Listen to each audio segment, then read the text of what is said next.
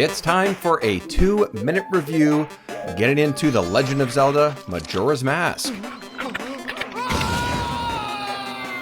For me personally, this is the first time I've played this classic Nintendo 64 and Zelda title. Now, I was a little bit worried going in, thinking, I don't know if I'm going to like this. I understood that there was a day and night cycle, and there was sort of a clock that's constantly running, and that kind of mechanic in games in general is not usually my thing.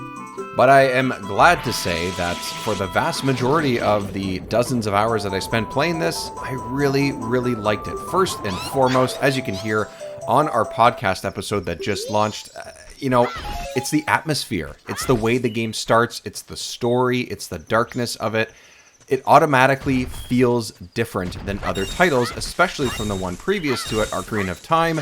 And honestly, they didn't have to go that far, and they went for it. And I really like that about it.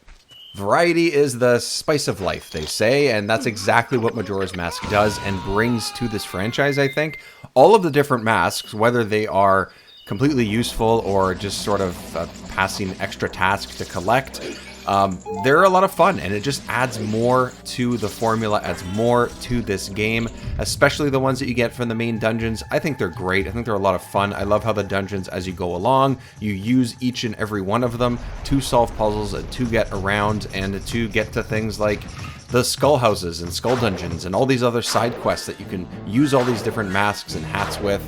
You know, we talked about all the different varieties of them in the actual podcast, but honestly, I really liked it, and I love the way that they incorporate them more and more as the game goes on.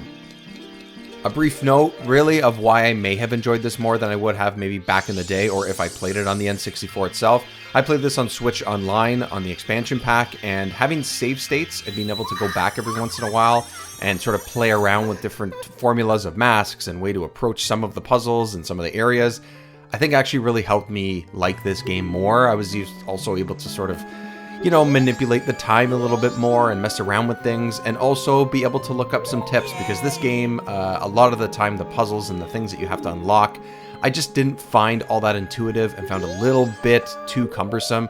So I was okay with that. I really wanted to get to the end of this game and really wanted to experience the whole story and the whole game itself. And honestly, I'm fine with it. I'm happy that I played this game. I don't think it's perfect, but I do think it's a really good time. And if you're like me and you're playing it for the first time, I highly recommend playing it on Switch Online, or in a way where you can have some save states and potentially play around with things, and definitely have a little bit of a guide beside you. I think it's going to help, and it did not spoil my experience whatsoever. Majora's Mask is getting a thumbs up for me.